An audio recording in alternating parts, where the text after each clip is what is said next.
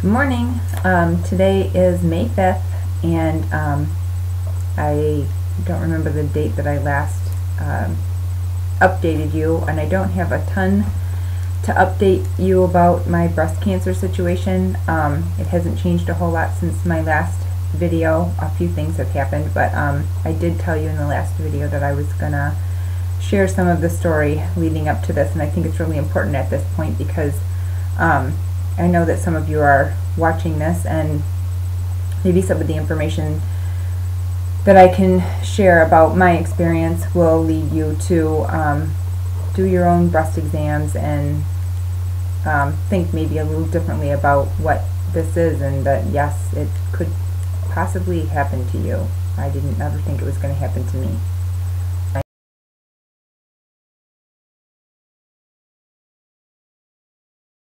Father's side of the family, and I didn't think that applied to me. I thought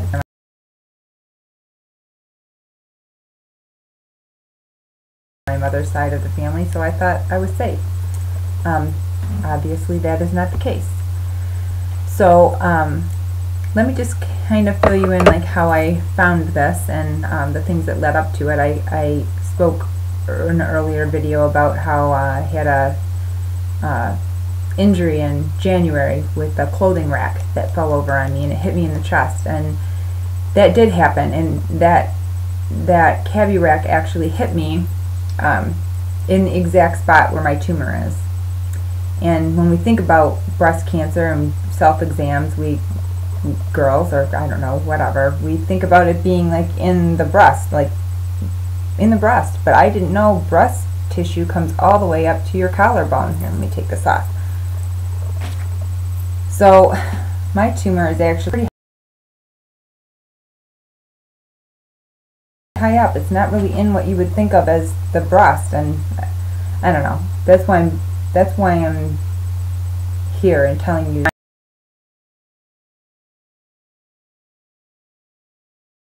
mindful of the area that breast cancer really can happen in, and it can be anywhere from your collarbone actually down, you know, almost to your breast tissue. I didn't know that, and I thought I knew these things. I didn't feel like I was a dummy about it. I do breast exams. In fact, in January, the middle of January, I had a mammogram and it came back clean. And it missed this. So those exams are really important. So I'm going to tell you how I found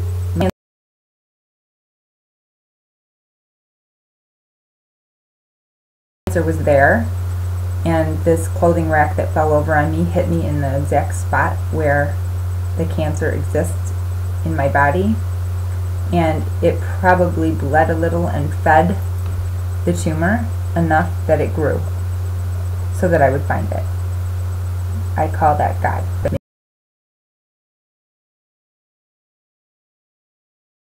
Maybe I wouldn't have found this quite so quickly, and it could have traveled through my milk ducts and into my glands. We don't know for sure that hasn't already happened, but I hope not. I think God's taking really good care of me and has led me in every moment of this before I even knew about it to find this tumor and to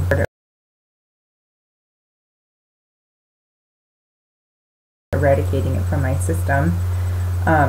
So that happened. The clean MRI or mammogram incident with the clothing rack, and then nothing. I thought nothing more of it until I was laying in bed with my family. My two little girls come and climb in bed with us every night before we shuffle them off to their own rooms for the night, so we have our snuggle time, and the littlest one gets her pillow and climbs in between her dad and I, and always rolls over and snuggles into her big furry daddy and snuggles in and goes to sleep. And this particular night she rolled away from him and snuggled into my side, which was unusual, and I thought it was such a sweet moment that I wanted to, make it special for both of us. And I had my arm around her, and she was snuggled in here, and she, as an infant, always she would put her hand on my neck. Drove me nuts. Drove me crazy. Always on my neck. And this particular night, she didn't put her hand on my neck. She put her hand right here on my chest. And she was doing that, and I thought, oh, that's so sweet. And I just, she's not trying to strangle me, and we're having a moment. And so I had my arm around her, and I put my hand on top of hers, and I just started stroking her hand, and my hand went across the top of her fingertips that stopped exactly where this lump is in my chest. Even doing a self-breast exam, I probably wouldn't have thought to look this high. And I found this lump, and I thought, oh my gosh, what is that? Not thinking anything back to January at all. I was freaked because there's a lump in my chest. Bill Field us, so he felt it, and he said, well, you better call Mary. That's my OBGYN. That was a Sunday. That was Sunday, March 8th. And I called the next day and got an appointment the next morning to go in and see her to have this looked at. And she touched it and said, oh yeah, I think we better just get an ultrasound on it. Could be nothing, but we better to be safe than sorry. And I want you to also go and see Cheryl Wiesen, who is an oncology breast specialist. And she had removed a cyst on my other breast a couple of years before that. So I knew her and was a patient of record in her office. And we made both of those appointments. So I made the appointment for the ultrasound, which was that Friday, so moving pretty quickly. The 10th, Friday the 10th, I went in for the ultrasound, but I couldn't get an appointment to see Dr. Wiesen until, believe it or not, the 1st of April. So April Fool's Day, I'm going to go in and see the oncology surgeon, just to get this checked out and find out what shows up on the ultrasound. And surprisingly, the ultrasound appointment, Friday, March 13th. So Friday the 13th, I have the ultrasound.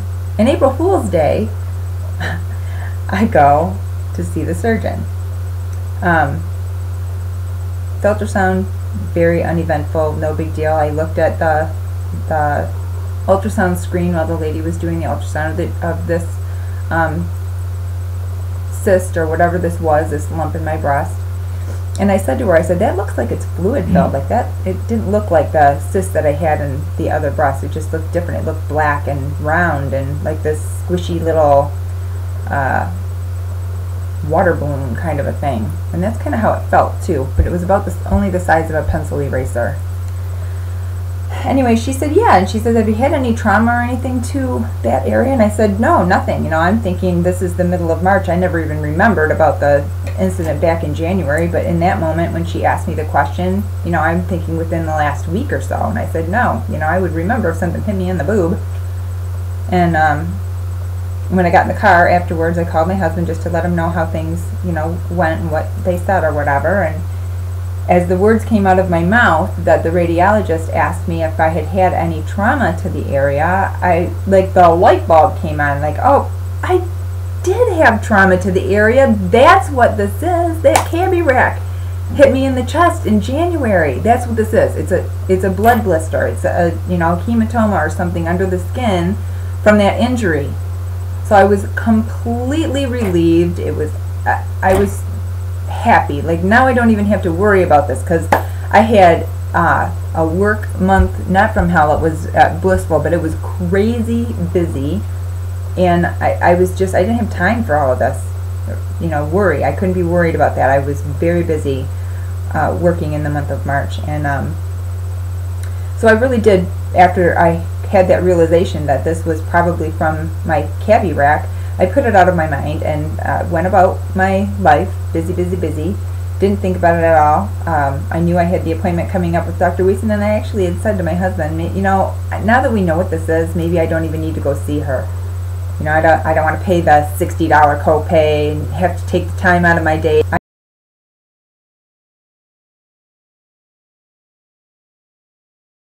I know what this is. And he said, no, I think, you already have the appointment with her. Just go see her. You have a nice relationship with her. Just see what she says. It's not going to take you that long, and then we'll go out to lunch. So the lunch was the bribe to get me to go to the doctor on April Fool's Day. And I did, and I went and saw her, and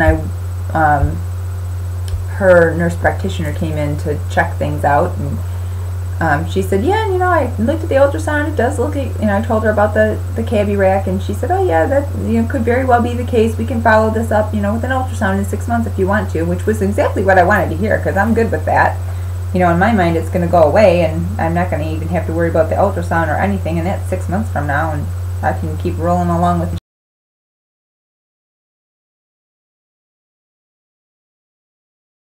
just feel it and see what she thinks.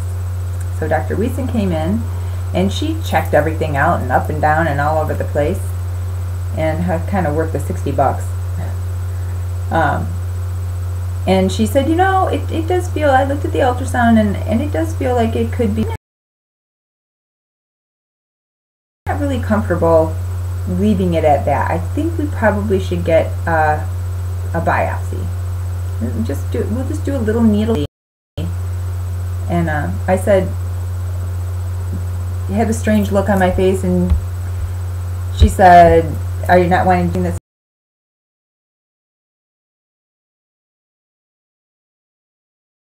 It's going to go away. I feel pretty confident that this is, from that injury in January, and I'm happy to wait 6 months. And she came over, and she eyeball to eyeball, and a hand on my shoulder and a hand on my leg, and she said, I really think that you need to go and have this looked at. Not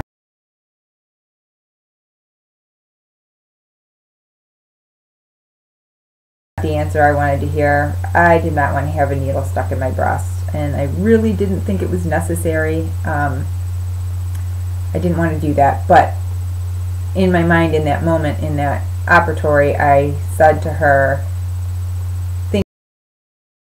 thinking I'm never going to make the appointment, I'll come back in 6 months. And got dressed, and when I went out to pay my $60, I found out they were already making the appointment for the needle biopsy for me. Yeah, so then I'm thinking, all right, well, they're making the appointment, I can cancel it, because I'm not doing this. And they made that appointment for me on the 9th of April. So April 1st, I'm seeing Dr. Wiesen. 8 days later, I'm going to go, or they think I'm going to go and have this needle biopsy. I already decided I'm going to not go to that appointment because I don't want to, and I don't think I need it. And I always tell my husband everything. So, of course, I told him that that's what they wanted me to do, and I told him I did not want to do that. And he said, you're doing that. And I said, I'm not doing that. And he said, you're doing that. And I said, I'm not. And he said, I'm taking you. And I said, fine. If you're going to make me go, you're coming in that operatory with me, and you are going to hold my hand, and I don't want a needle stuck in my breast. So when I went for the needle biopsy, I thought this was just going to be a little, Novocaine needle, or a little needle, they're going to stick it in there and pull some fluid out of this thing, and I'm out of there. It'll take 5 minutes, and that wasn't really the case. They came to get me from the waiting room, and my husband was there with me, and I said, okay, come on, to my husband when they called me, and the nurse said, oh no, he can't come back with you. And so smoke started to pour out my ears because I was flaming mad. Didn't want to be there in the first place, and now my support system isn't going to be able to be there with me. I don't want a needle in my breast. I don't need to be here. I am pissed, really pissed. But I followed her back, and I changed into my gown, and I went back to the radiologist room for where I had the ultrasound, because they do this with an ultrasound. And I sat on the little table, and I was so mad, tears were starting to come into my eyes.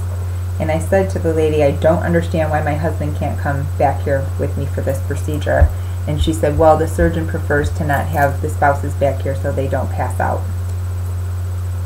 Okay, that was the wrong thing to say to this girl, because now I know this isn't just a little thing. Turns out they numb it up with 4 needles, the location that they're going to do the needle biopsy, and the needle that they use is a little bit more like this. It's a cannula that goes in, and then they pull out these samples, 3 of them, and it sounds like a staple gun when they do it. It didn't take very long. Quite frankly, I didn't feel anything at the time. It scares you, the sound of this staple gun and the thump that happens in your chest when it happens. It really wasn't painful, but up here, it kind of freaked me out because I, first of all, wasn't anticipating that I wasn't ready. I didn't know what was going to be happening, and so in my head, I'm freaking out. I behaved myself for the most part and got through the procedure, but trust me when I tell you I was not a happy camper. Anyway, and I was still angry that I had to have this, and I put a metal tag,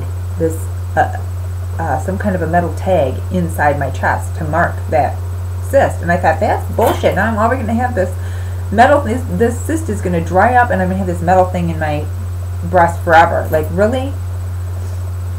So I was annoyed with that, and so you can see how naive I have been through this whole entire process. And maybe shame on me, I don't know. It is what it is. I'm stubborn and bullheaded, but I did do what I was supposed to do, thanks to my husband. The funny thing was, too, I was so upset, the radiologist, before the surgeon came in to do the needle biopsy, she said, you know, honey, you do not have to do this test. You don't have to do this. You could come back in 6 months and do the follow-up ultrasound. Honestly, I was so happy when she said that, I almost got up and walked out of the room. The only reason that I didn't was because I knew my husband was sitting in the waiting area, and I was going to have to tell him that I didn't do the test. And I didn't want to see that disappointment on his face, or have him be upset with me or think I did the wrong thing, so I just sucked it up and did it. Anyway, so I did the needle biopsy on the 9th, and I didn't have an appointment to see Dr. Wiesen again until, no, I didn't have an appointment to see her. I had put it out of my mind entirely. Like, I was not worried about these results coming back or anything. I just knew it was nothing, and I was just going to have to follow up again in 6 months, or, you know, whatever. And my mom asked me a couple of times if I had heard from the surgeon what the results of the biopsy were, and I kept telling, Mom, it's nothing. You do not have to worry about this. I will let you know when I get the phone call. They haven't called. I don't know when they're going to call. I'm not that worried about it. And I was super busy. In fact, the day that they did call me, on the 14th of April, I was sitting right here in my office and had, you know, papers everywhere like I do right now. And the TV was on, and my phone was blowing up, and, you know, the cell phone's ringing, and then the house phone rang, and I saw on the caller ID on the TV that it was Van Alslander Center, and I thought, oh, that's probably they're probably calling me to give me that result. And I wasn't going to answer. I was going to let it go to voicemail, but I was worried that my cell phone was going to call, or I was going to be on my cell phone, and I didn't want this other phone ringing. So I just picked it up. And it was Dr. Wiesen. And I thought, oh my God, that is so, what an incredible surgeon she is to take time out of her busy day to call me with this, you know, nothing. That was what I was thinking. Like, wow, she is such a caring woman. And when she started to speak slowly, and then she said she was calling me with those results, and it started to worry me just a little bit, and then I heard the words, it's cancer. And it felt like I slipped underwater. Like my life and my brain just went into this moment of disbelief and fear, and I don't know. So I've kept you here for a very long time, but I wanted to just share all of this kind of backstory to what's happening, and to tell my sisters out there that it can happen to any of us. I didn't think it was going to happen to me. And be mindful. Do your monthly breast exams and think. It can happen up here. It can happen down here. Check it all. Check everything. I have already had 2 girls come to me because of these videos to say that they discovered something, and they're in the process of having those things checked out. Get your mammograms. I know mine didn't show anything in January. And maybe the cancer, I don't know what. But it's important that we all are mindful of our own bodies and our own health, and take those literally into our own hands, because it's not that hard.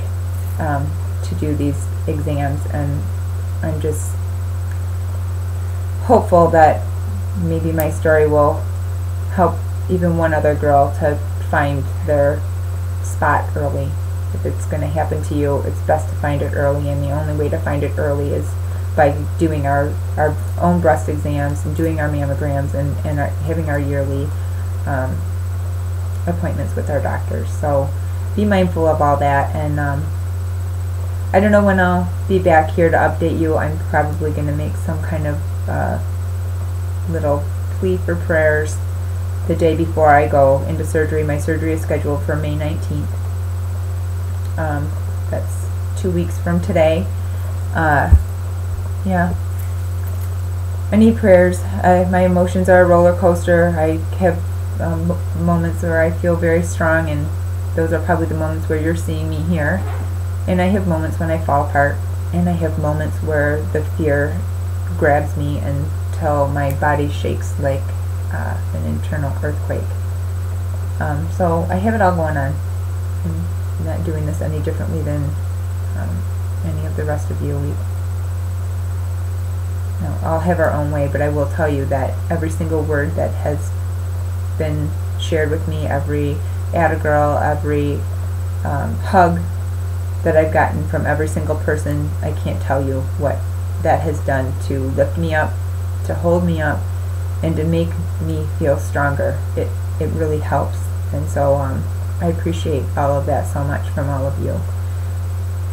I think that's it for today. I'll be back, never again with a 20-minute video. I'm sorry that this took so long, but I did have people asking me to share that story, and I felt I owed it to you, so here I am. I'm sorry this is so long. That's it. I'll be back around just before the 19th. My love to all of you. Thank you for loving me so well, and we'll see you soon.